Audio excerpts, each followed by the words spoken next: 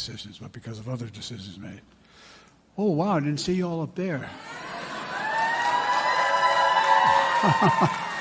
Holy mackerel, don't jump.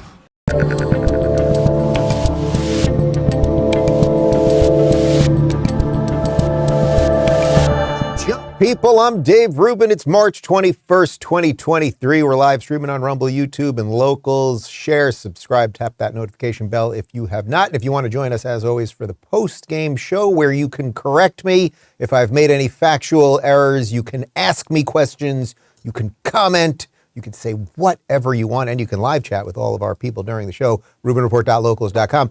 Before we do anything, you may notice that I've got a situation brewing here. Those of you that watch the show every day, and more of you are doing that, and we appreciate it.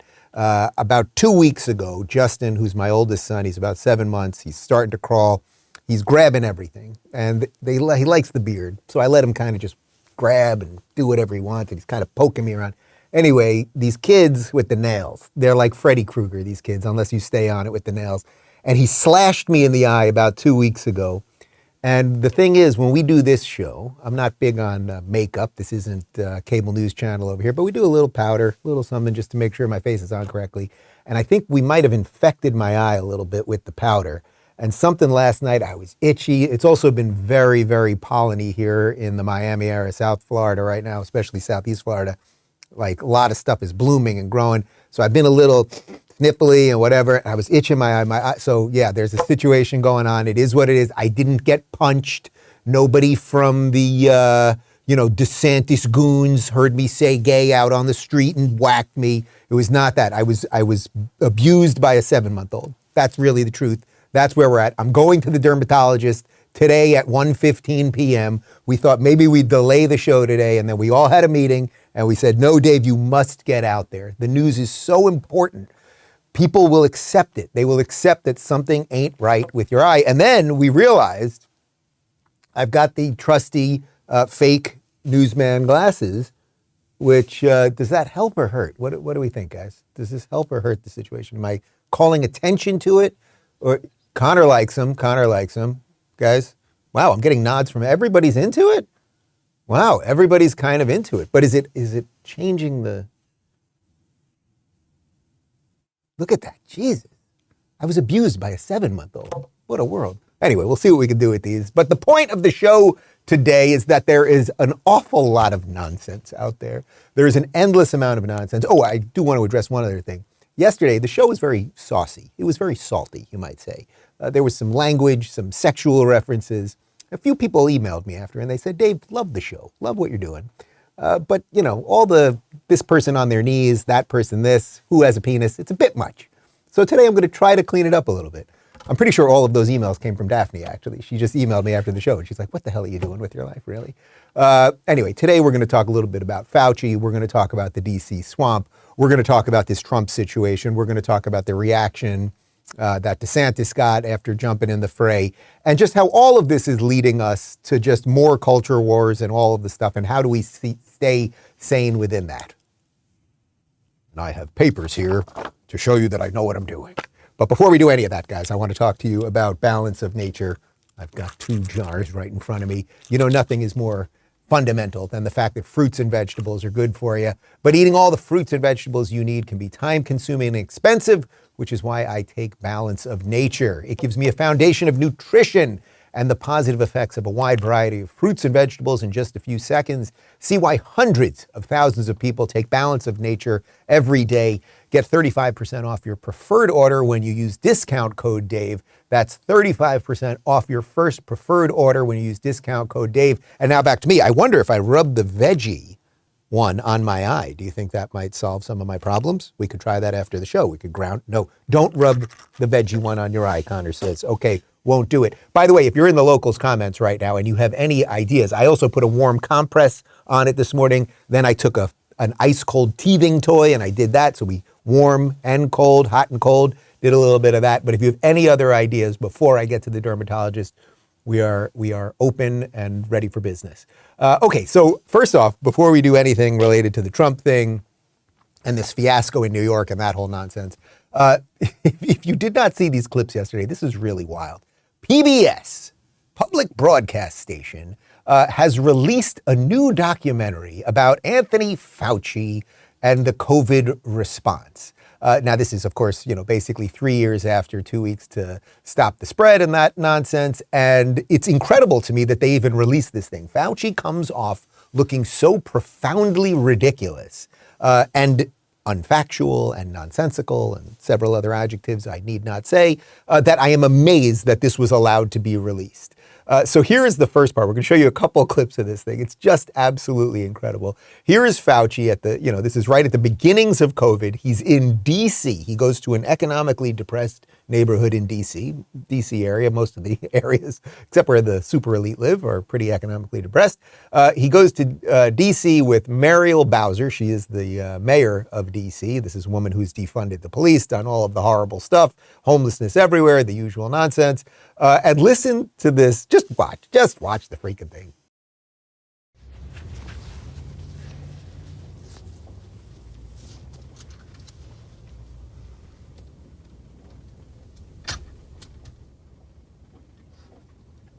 So this is Anacostia, historic African-American neighborhood.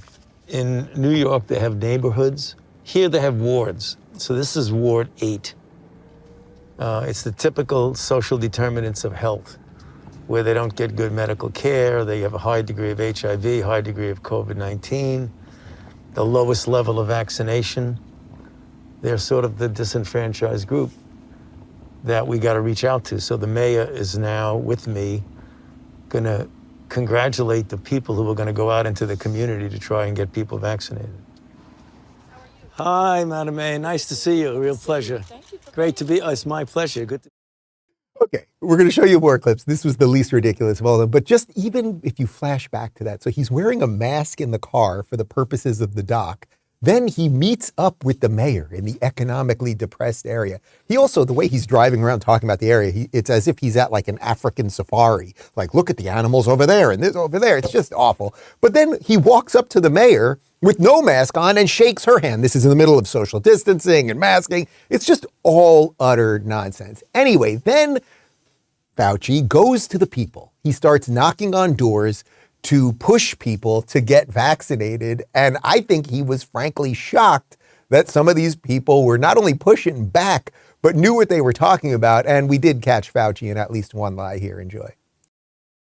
People in America are not settled with the information that's been given to us right now. So I'm not going to be lining up taking a shot on a vaccination for something that wasn't clear in the first place. And then you all create a shot in miraculous time. It takes years to create vaccination. Well, it used to take years. Okay, it used to. You know how many years were invested in this approach? About 20 years of science to get us to be able to do it. 20 years is not enough.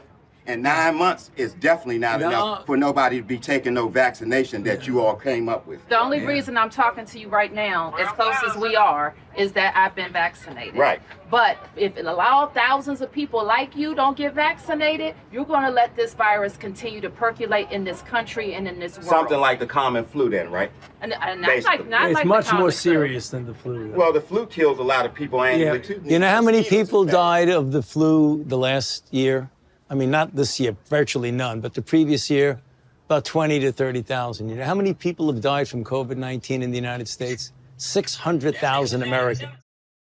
There, first off, Bowser repeats the nonsensical thing that we knew it was nonsensical then, but now it's like patently, absurdly nonsensical that somehow the unvaxxed are going to be the ones spreading this thing. Right now, we know if you are vaxxed and boosted and all of that stuff, you are just as likely to get COVID. You are just as likely to spread COVID. And in many cases, I have referenced this 4 billion times, and you can watch my interview with Robert Malone. You will possibly, he thinks likely, have a more degraded immune system because of the vaccines. Now, it's interesting that Fauci says that there were no flu deaths anymore because we pulled some numbers on flu deaths. And you tell me if something strange is going on here. In 2018, there were 52,000 flu deaths. In 2019, there were 28,000. In 2020, there were 25,000. And then all of a sudden, in 2021, which is the year that this took place that he's talking about, there were only 5K. I'm starting to think that there might be a connection between all of these things. A lot of COVID deaths, not as many flu deaths. Could it be that the flu deaths were counted as COVID deaths and a whole bunch of other deaths? Somebody twisted their ankle and fell down the stairs. Turned out they had COVID. COVID death. There you go. That information was brought to you, by the way, by Statista. Anyway, I just love this guy. I don't know who the guy is at the top of the stairs there, but like he's got info. You guys rush this thing out and 9 months of research and Fauci, it's 20 years of science. It's just that regular people. The reason I wanted to show this to you, and I know we're all sort of moving past the COVID thing, but we can't forget what they did to us, is that regular people didn't all go insane. Lots of people did, and celebrities did, and politicians did, and influencers did. But just like this normal, decent dude, just trying to live his life, young guy, he looks like he's, I don't know, maybe in his early 30s or something. And he's just like, basically like, hey, you guys are rushing this thing out. I'm young and healthy. Why do we have to be doing this? Here's part 2 of the video as Fauci walks away from that fine fella. The number that you all giving that died, that's once again, that's you all's number. You gonna pass? Yeah, definitely. Right. Because when you start talking about paying people to get vaccinated, when you start talking about incentivizing things to get people vaccinated, there's something else going on with that. Something else going on. It is something going on. There's something else. You're right, but I'm glad millions of people like me and most everybody here didn't get an. You know what their incentive was? Protecting their health and protecting the city. But I won't keep you anymore. It's okay, because my incentive, y'all campaign is about fear. It's about inciting fear in people. You all attack people with fear. That's what this pandemic is. It's a fear. It's fear, this pandemic. That's all it is.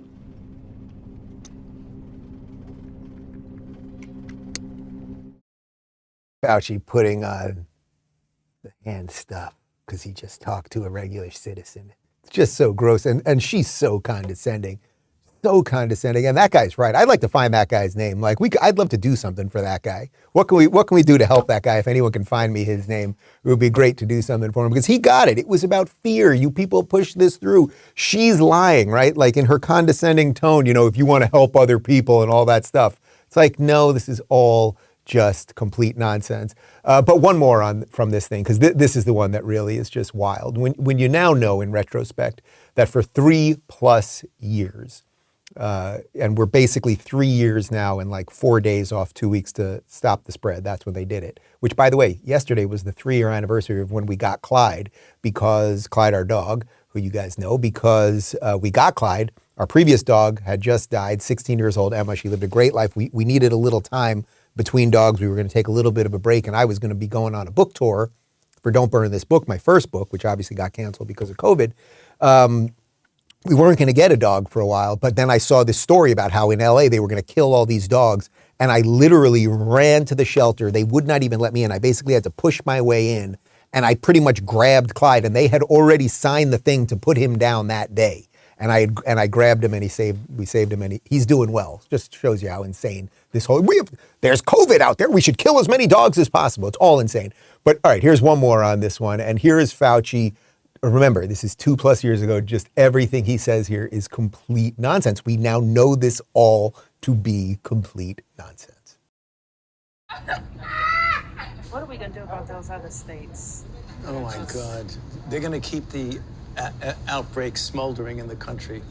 It's so crazy. I mean, they're not doing it because they say they don't want to do it. They're Republicans. They don't like to be told what to do. Right. And we got to break that, unpack that. How you guys doing with vaccine? Break that. Those people who don't like to be told what to do, those red state people, they're going to keep the disease spreading. All complete nonsense. The man is a liar. He should be shamed. Wherever he goes publicly, don't assault him physically, but he should be shamed. He should be ashamed himself to go anywhere, actually, and be seen in public. Forget you saying something mean to him. Fauci, you're a bad man. He should actually be ashamed to be seen in public if he had any shame himself. But I think we're past the point of shame. He is the science. Let's not forget that. And those freaking Republicans who we can't bend and break. Is there anything worse than those people who make individual choices for themselves and think for themselves? My God, I can't imagine anything worse than that. You know who might say something like that? Someone who was a real authoritarian. Someone who believed that you could create a society where you could have certain set of rules and people would just have to exist within those rules. And they wouldn't even know what is outside of those rules, sort of like Plato's The Cave, right? They would just know what you tell them to know, and they would not know that there is an outside world. And it would be pretty sweet, too, if you could keep everybody on a little device like this and the government would know where they are all the time and what they're spending their money on all the time and where they're going and who they're talking to and what all their political thoughts are, et cetera, et cetera. That's funny because Fauci's kind of into that thing. And there is a place, it's a far place from here called China. Have you heard about this place? Communist China. And right now, guys, they are instituting something called a credit score. The Chinese credit score system. It is happening. It's particularly happening in these 15-minute cities that they're building in. And it is completely the direction we are moving in, at least the blue states are moving in. And that is exactly what Anthony Fauci wants. He wants a bunch of people you can break so they end up like this. A good score brings benefits, but people with low scores lose rights. The cinema names and shames people considered untrustworthy, plastering their details, even their addresses, across big screens. It's a matter of principle. Those people have to be condemned. Those people aren't honest, so they have to pay the price. It's only right to pay your debts. You have to blacklist those that don't. The Supreme Court has created a blacklist for so-called bad citizens, those whose ratings have dropped to zero. On it are companies, but also 23 million people to date. Among them is this journalist, Liu Hu. He got a little too close to uncovering corruption among high-profile party members. After being sued for defamation by the subject of a story he'd written, he was blacklisted. But he only realized when he tried to buy a train ticket and was told he was banned from traveling. That tells me I'm still on the blacklist. Punished because he's been branded untrustworthy by the state. Once you're blacklisted, you can no longer get a bank loan, start a business, buy an apartment, or even send your children to a private school. Liu Hu is among a tiny minority of people who have dared to criticize the system, which some are calling a digital dictatorship. I worry, because I think many people like me will be deprived of individual freedoms, and all of us will live with restrictions of one kind or another. Does it seem like too much of a jump to go from Fauci, who literally said he wanted to break people, to what is going on in China right now? I don't think it does. We are all walking around with this device, and once they can say you can't get on that train, you can't leave your 15-minute city, you can't pay that person this, you can't get a loan at this bank or even open up an account, et cetera, you can see where all this is going. They want a bunch of mindless drone slaves. They want a bunch of non-playable characters, NPCs. And you know, it's funny, it feels like dystopian fiction because reality has become dystopian fiction. I'm sure many of you watch the show Black Mirror on Netflix. Do you remember the 2017 episode called Nosedive? Here's just a little bite of it, and it has literally become reality in China and probably on the way here.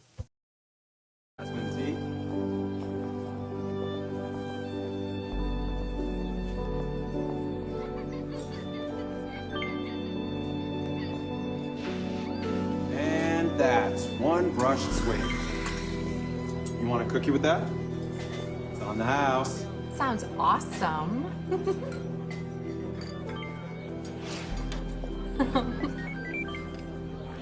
See you tomorrow, JJ. See you, Lacey.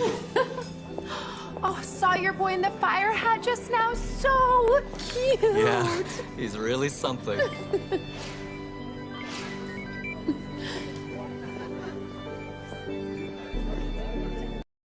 We're not that far from it. I'm sorry to freak you out on this Tuesday, but like that's kind of where we're all headed with this thing. So you just have to link these pieces together. And as I said yesterday, look, you got to walk into the fire, know what reality is, know what seems to be coming one way or another, but then support the people that are trying to fight these things when you find political leaders that are actually doing something against these things, whether that means you have to disconnect from some level of this in your own life, and I'm talking to myself as much as I'm talking to anyone else right now, like, this is what's happening. And COVID ushered, that's why the COVID thing, even though we're past it, I know if you're watching this, you've mentally been past it for a while and all of that.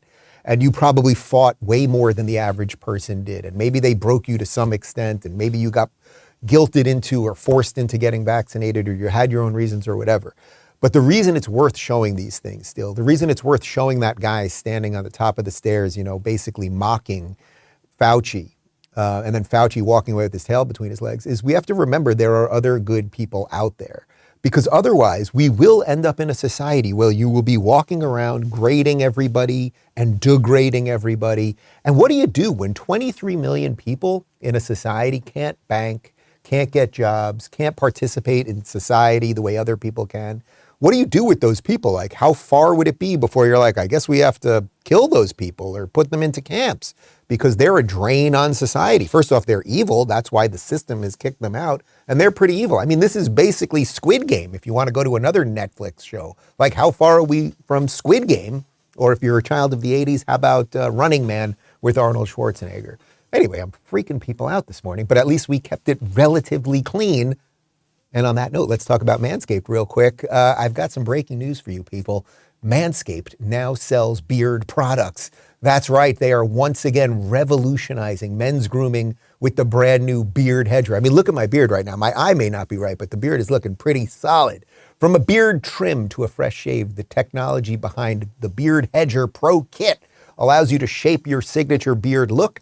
Now you can finally use Manscaped products to make your drapes match your carpet by going to manscaped.com/Dave and using code Dave. I've got the trimmer right here, and look at this case. Is that solid? Look at that thing right there.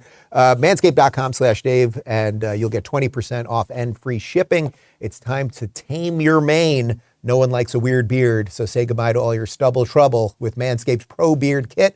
My beard has never looked better once I started using Manscaped. The Pro Beard Kit starts with a beard hedger, which has a waterproof titanium-coated T-blade, followed with a beard shampoo, conditioner, oil, and balm. The Pro Beard Kit also comes with 3 free gifts: a beard brush, comb, and scissors to ensure your beard is ready to impress.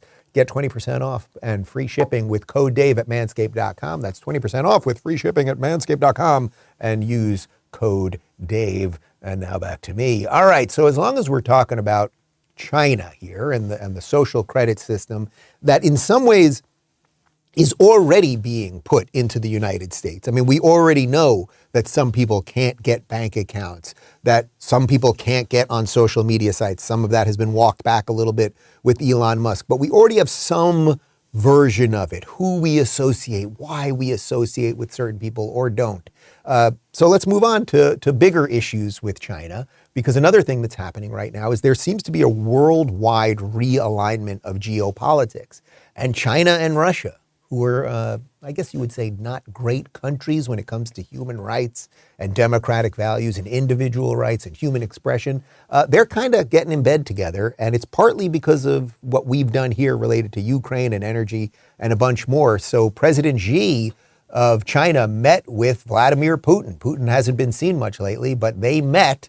And here's a little bit from their meeting. I believe it's either yesterday or the day before.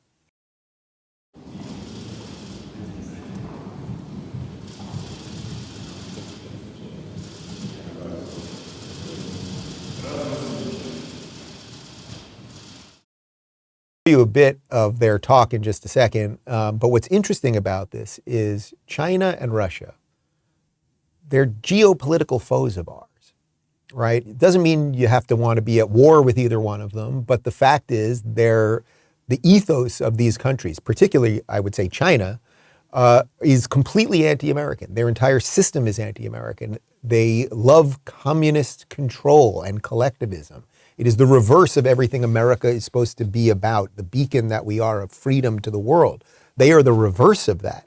I've interviewed several people on this sort of thing. I remember Blake Masters, who you guys remember, he ran for Senate in Arizona. He talked about how, when we engaged with China over the last decade or so, we really thought that China would see our free market, see our way of life, see freedom, and China would become more like us. But unfortunately, we've actually become more like China. And now, because of this Ukraine situation, we've actually started to push China and Russia together because the entire world is looking at alliances and going, is the United States reliable? Is the dollar valuable? Do they have a moral authority anymore? Like maybe we have to look at other places for energy and commerce, et cetera, et cetera. So here is President Xi praising Putin. And you can clearly see this is an assault on the United States. Уважаемый президент Путин, я всегда называю вас как моим дорогим другом. 我非常高兴能够应你之约再一次访问俄罗斯，并且是在我连任国家主席之后的首访国家。 These guys are buddy-buddy right now. Two countries that, you know, we have major issues with, one of whom I would argue, in essence, we are at war with Russia. At some point, when you fund the war, when you fund Ukraine to the tilt and give them weapons and give them endless money, whether Congress has declared war, whether our president with dementia has said we're at war, at some point we're at war. So in essence, we're there already. We're at war with Russia. And China is going to continue to encroach. And by the way, they're watching. They're trying to figure out what they can do with Hong Kong and Taiwan and all of this stuff. But let's pause on that for a moment and think about, well, wait a minute. What else is different from, say, today than maybe like 3 years ago? Because this wasn't happening 3 years ago, right? There was no Ukraine war 3 years ago. As you guys know, Putin did take Crimea under Obama, but then didn't do anything under that Orange Man. And why is it that Russia and China weren't that friendly under Orange Man? Why is it that Russia wasn't invading Ukraine under Orange Man? Well, it might be that Orange Man knew a little something about leadership and about, let's say, how to get countries to kind of behave the way you roughly wish they would. Tucker Carlson was on the Full Send podcast a couple of days ago, and he explained just that. Trump said he could close that in 24 hours if he wanted to. Do you think he could? I have no idea. I mean, he couldn't build a border wall in 4 years. So, you know, there is a gap between promises and delivery with all politicians, very much including him. But I will say, in Trump's defense, and maybe because he's a little bit autistic, he saw the stakes of this, like at the very beginning. He's like, you don't want, and this is what I do love about Trump, particularly in foreign policy. He sees the big stuff. He's like, wait, you've got Russia and China. They don't trust each other. We can't let them get together. They'll kick our ass. And we're not going to fight a war against them, one hopes, but we'll definitely be taking orders from them. Definitely. No. And he said that 5 years ago, and everyone's like, shut up, racist. Okay, he's a racist. But is he wrong? Like, what do you address the question? Shut up, racist. Okay, all right. He's a racist. All right, got it. But he says, if we start a war by proxy against Russia, Russia will align with China and we'll be fine. Like, do you think that's true or not? Shut up. I mean, they would never address it. Mm-hmm. And that's when I was like, whatever you think of Trump, these people are speaking in bad faith. They're stupid. They're also the ones who got us into the Iraq. Do you see why the machine's always going after Tucker too? Tucker is really good right there. Tucker did what I think anyone who is honest would do. It's what I try to do here. You know, at first they're talking about the wall. Trump promised the wall. He didn't get the wall, so maybe he can't do all the things he wants. Nobody is above reproach. Nobody is above criticism. I'm getting a lot of pushback suddenly on the Twitter machine, maybe because I'm spending a little too much time here too, because I've been defending DeSantis related to the whole Trump nonsense. But what he's saying there is, okay, so he got some things right, some things wrong, but he did see the big picture on this thing, that we could end up in this weird proxy war and thus push Russia and China closer together. But it's not just that Trump had the right instincts on this stuff. It's that our current leadership in D.C., the compromised, befuddled buffoon Joe Biden, who's obviously not in charge, and then the litany of diversity hires and half-crocked swamp creatures that he has put into positions of power either have no idea what they're doing or are intentionally trying to destroy our alliances, wreck the economy, et cetera, et cetera. So now we got a couple videos for you related to what's going on with Russia. So Pentagon Press Secretary John Kirby, we've shown you this guy a couple times. He's really, I mean, look, Karine Jean-Pierre is the worst of the worst. Most of the spokespeople for this administration are horrible. This guy's just another terrible one. I mean, I will give him credit. He can put a couple sentences together. He doesn't seem as like blatantly idiotic as Karine Jean-Pierre, but he ain't very good. And listen to whether there should be a ceasefire. This is CNN's Kaitlan Collins asking John Kirby if there could be a ceasefire. What our feelings about a ceasefire would be. A ceasefire meaning that we would at least temporarily end the war so we could all talk, sort some things out, figure out what's what. You'd think we might be for that, considering we're endlessly funding this thing. We got our own problems at home. Here's Kirby's take on that. Are you expecting any tangible agreements to come out of this summit with Putin and Xi? Difficult to know, Kaitlan. Obviously, we're not part of these discussions, so we'll see what these two leaders actually come out and say at the end of this. I guess it's going to be a couple of days here of their meeting and that agenda, so we'll see. But as you know, we've been very, very public about any concerns about some sort of a ceasefire announcement right now. We all want to see peace. We all want to see this war end. It could end today if Mr. Putin did the right thing. But a ceasefire called right now would basically just ratify Russia's conquest and give Mr. Putin more time to re-equip and retrain and restart operations at a time and a place of his choosing. So if they call for a ceasefire, you believe Ukraine should and will reject that? Yes, we do, and we would reject it as well. We think that that's an unacceptable outcome right now. Obviously, we want the fighting to stop. We want the war to be over. And as I said, it could end today if Mr. Putin would do the right thing. But to call for a ceasefire right now basically ratifies what they've been able to grab inside Ukraine and gives them time and space to prepare for future operations, and that's just not going to be acceptable. He actually said the quiet part out loud there. Did you catch that? We would reject it. It's not just that Ukraine would reject the ceasefire. Now, you would think everyone keeps telling us Ukraine is being destroyed, all of these people are being displaced, and that obviously is true to some extent. And again, I believe in the sovereignty of nations, so you can't just invade another nation. There should be repercussions for that, and it's the duty of every nation to defend its borders as it sees fit. Every single nation on earth should do that. That is the purpose of a nation state, right? But that we would reject it. But wait a minute, I didn't realize, are we at war? Aha, perhaps we are, as I've been saying. We actually are at war. And if we are the ones funding the war, I'm pretty sure we have a little influence when it comes to whether Ukraine would accept a ceasefire or not, right? So do you think that the military-industrial complex here in the United States wants to continue this or not? It obviously wants to continue it. And that's one of the reasons they were so pissed at Trump. That is just the truth. He was ending wars. We didn't have any crazy military adventures. He was wrapping things up, but they want continued push on this. Kirby also went on Fox News Sunday to tell people that no, we should not have a ceasefire. We have to keep going. Of course, in the end, that Putin guy does have nukes, but let's not worry about that. If coming out of this meeting, there's some sort of call for a ceasefire, well, that's just going to be unacceptable because all that's going to do, Mike, is ratify Russia's conquest to date. All that's going to do is give Mr. Putin more time to refit, retrain, reman, and try to plan for renewed offensives at a time of his choosing. We hope, and we've said this before, that President Xi will call and talk to President Zelensky because we believe the Chinese need to get the Ukrainian perspective. Who cares what we believe? We believe that Xi should just call Putin and Putin should call Zelensky and they should just wrap this thing up. That's what we believe. And we're just a bunch of nice people. So could you just do what we wish even though we're funding the thing? It's just these people don't understand basic diplomacy. One of the things that Trump did that was absolutely incredible, I mentioned this the other day, he dropped that mother of all bombs, MOABs. Right at the beginning. Can you see when did he drop that thing? It was like within months, I think, of his presidency, he dropped that thing. And everyone was going crazy. Trump's going to start World War III. You see what he's done. And then remember, he killed the Iranian general and people said, Trump's going to start World War III. He's bananas. What?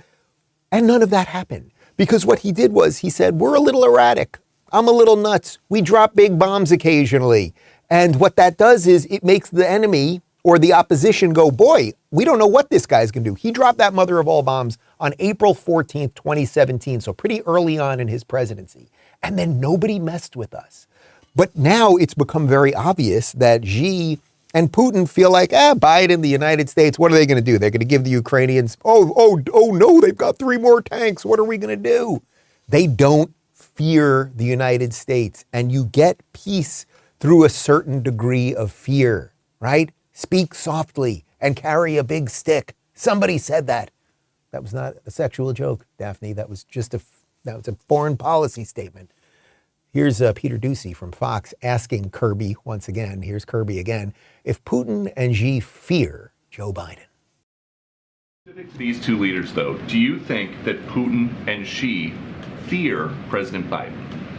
You'd have to ask them whether they fear or they not. It is not about fear. It's about President Biden advancing our foreign policy goals around the world. It's about President Biden revitalizing these alliances and partnerships. It's about President Biden and what he's doing to preserve our national security interests around the world. That's what we're focused on. Meaningless drivel.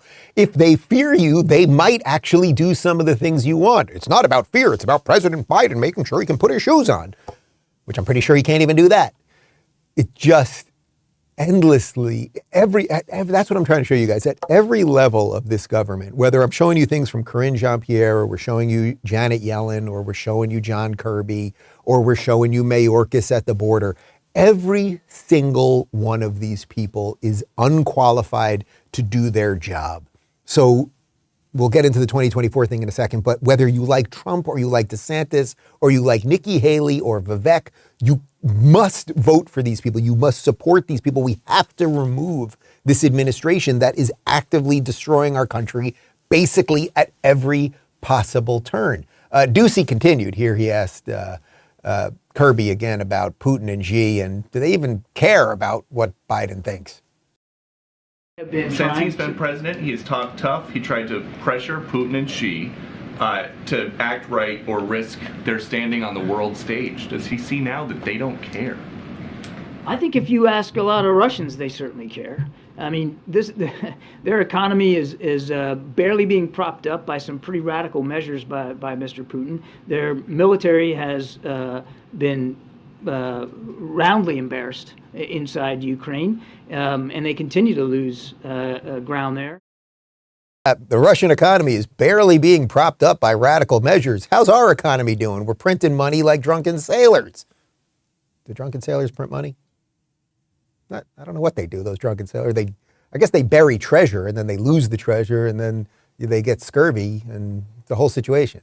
But we had a bank run last week. We bailed out our banks last week. So do you think we're doing so great here, but the Russians are really freaking out? It's just it's a shell game, right? Never keep your eye on the ball. Just watch the shells moving and moving and moving. So let's go back to Trump for a second, because Trump did not cause wars while he was president. As Tucker said, he did some erratic things so that people wondered, and he saw the big picture. He saw the blue sky. You don't want to take two big countries that you have major issues with and force them together, which is literally what is happening today. So here's Trump a couple of days ago revealing how he would end the war in a day. Before I arrive at the Oval Office, shortly after I win the presidency, I will have the disastrous war between Russia and Ukraine settled. It'll take 24 hours. If it's not done before then. What a shame that is. It's a horrible thing taking place. I could get that thing settled. It would have never happened if I were president. Zero chance. And even the Democrats admit that. Even the Democrats say, no, if Trump were president. And President Putin knows, couldn't do. We used to talk about it, say, can't do it. You're not going to do that. I mean, you can't really argue with that. Look, could Trump, if he was president, end this thing in 24 hours? That's probably a little bit of hyperbole. But the simple truth is it did not happen under his watch. And what he said there, Putin and I used to talk about this. And basically, you're not going to do this right now. You don't know what we are going to do. But nobody fears the United States and nobody respects Biden. It really is as simple as that. You don't have to really understand everything about geopolitics to just understand basic stuff about strength and weakness. And that really is what it is.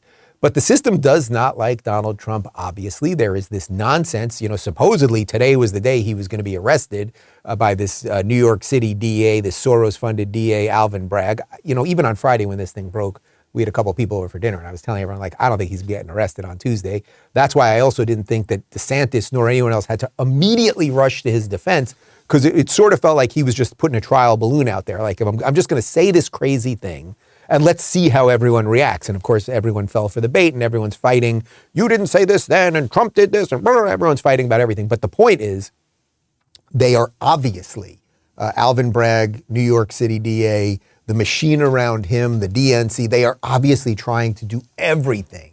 They are throwing that freaking kitchen sink off the roof, hoping that it hits Donald Trump on the head 12 floors down. That's what they're going for, because they fear him, and they should fear him. They should also fear DeSantis. They should fear everybody at this point, because they're a bunch of incompetent buffoons. But Harmeet Dhillon, you guys know Harmeet. She ran for head of the RNC, did not work out. But she's also a spectacular First Amendment lawyer and an endless fighter for free speech and for actual due process and things like that we used to care about. She went on Tucker last night to talk about this absolute farce of an investigation into Trump coming out of New York City. This prosecution, if it comes through, is absolutely baseless. It's ludicrous. It has been rejected not only by the FEC, as you mentioned, but also by federal prosecutors and also by prior prosecutors of New York State. So this is really well past its sell-by date. It does not fly in court. It is frivolous. And what you are looking at, really, Tucker, is the mother of all election interference here, like you said in your lead into this. Doing everything possible to make sure that Trump either does not run or is too distracted to run or can't raise funds to run, et cetera, because they hate him, they fear him, whatever you want to call it at this point with Trump. Now, I would say next to that, sort of right side by side with that, is that something good actually is happening with the Republicans right now. What have I been saying since the midterms? The Republicans now have a chance, right? So you got the House. McCarthy's the leader. You can start doing the correct hearings, which they're starting to do. We're finding out more information about collusion between the government and big tech related to free speech. They immediately got rid of those. They defunded that 87,000 IRS agents. Like, they're doing some good things. They seem to be fighting the right fights. And Kevin McCarthy, who a lot of people are very critical of Kevin McCarthy. I'm going to be interviewing him in a couple days. We're doing it next week, right? That's next week? Yeah, next week. I'm going to D.C. to interview him with a live audience. We're taking 100 locals community members over to D.C., and we're doing that. And then a couple other things. If you're in the locals community, you probably know what we're doing. If you're not, sorry, you don't know, but I gave you a little taste right there. McCarthy is stepping up, and listen to his statement on what's going on with Trump right now. It doesn't matter what side of the issue you're on. It doesn't matter if this was President Trump or if this was a Democrat. It should be equal justice in America.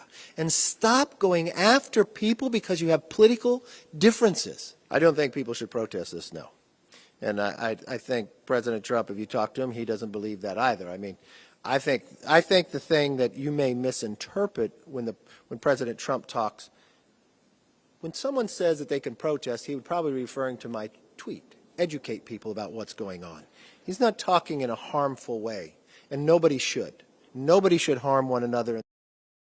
See, what the media was trying to do there was lay the trap again, because Trump on Truth Social put out there that, people should protest in honor of this, or in protest of this, this nonsensical farce. You could see the way the MSNBC clowns and the rest of the media, you see, he's trying to get people out there again. January 6th again, here we go. Of course, nothing has happened. And he didn't say violently protest, and he didn't say burn anything down or shoot anybody or anything else. But the point of all of this is that this is all leading to 24, right? Like, that's what this is all about, obviously. They don't want Trump. They don't want DeSantis either. And they'll deal with, as I said, they're going to call DeSantis Trump with the calculator once they figure out how to get rid of Trump. So, like, there's a litany of things that these people can do, and there's almost no bottom to that hole where they will always go to just do horrible things. But a lot of it could backfire. Just remember, like, in America, anything can happen. As I learned on election night in 2016, or as many of us learned when Trump became president, anything can still happen in America. And Andrew Klavan, you guys know Andrew Klavan from the Daily Wire.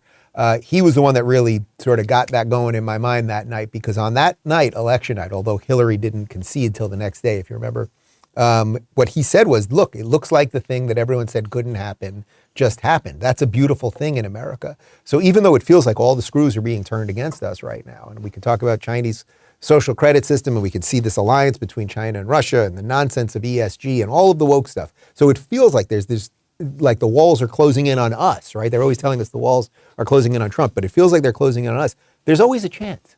There's always a chance, and I think a lot of people see that.